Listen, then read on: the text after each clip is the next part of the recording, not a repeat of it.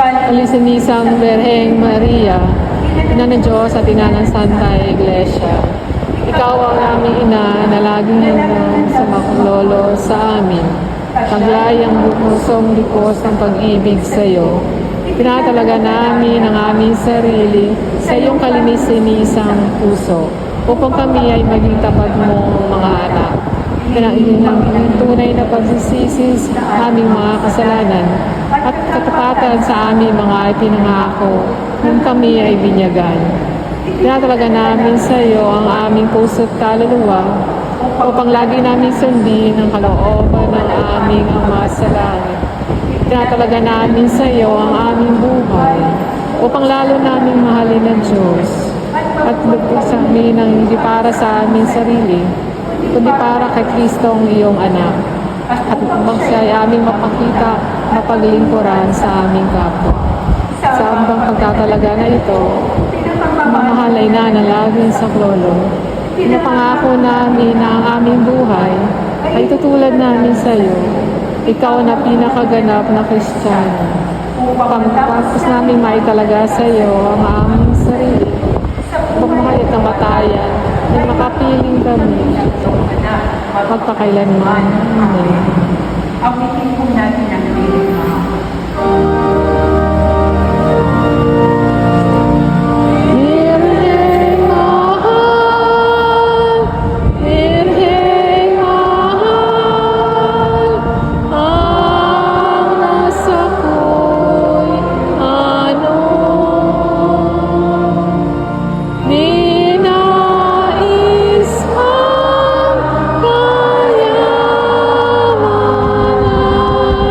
At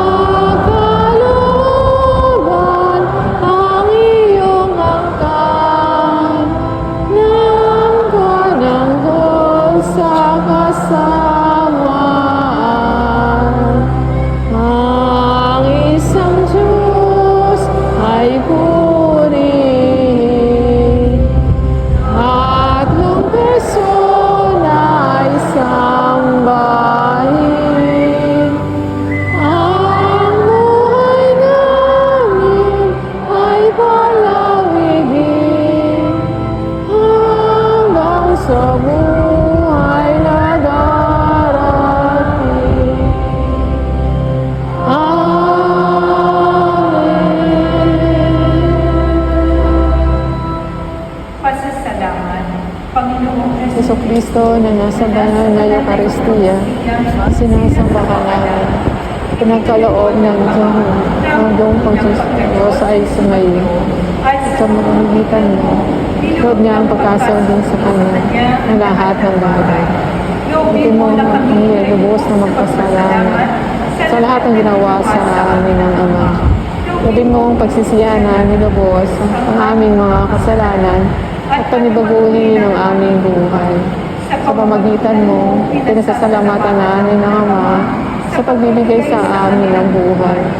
Ginawa niya ang lahat ng kahangahangang mga bagay para sa amin. Gagamitin namin ang mga ito sa kabutihan at away papagningasin ng mga ito ang aming pagmamahal sa Kanya. Higit sa lahat, pinasasalamatan namin ng Ama sa pagsusugo niya sa iyo bilang siyang pinakadakilang tanda ng Kanyang pagmamahal na magliligtas sa amin sa lahat ng sangkinapan sa pamagitan ng iyong pagkamatay at muling pagkabuhay. Pinakamasalamat kami sa iyo, Panginoon, sa pagbibigay mo sa iyong ina, upang maging ina namin na laging sa lolo. Harinawa hindi mabilang na biyaya nanggap namin sa panalangin. Lalo na sa pamagitan na paglulubelo sa Kanya ay makapukaw sa aming damdamin upang mabigyan ng aming pagtitiwala sa mapagkalingang awa ng Diyos at sa walang sawang pagdamay ng iyong gawin mo nawa kami sumunod sa banal na kalooban ng Diyos at mahalin siya ng walang ang karangalan, pagwalhatian at pasasalamat ay mapasa kabanal-banalang tatlong persona.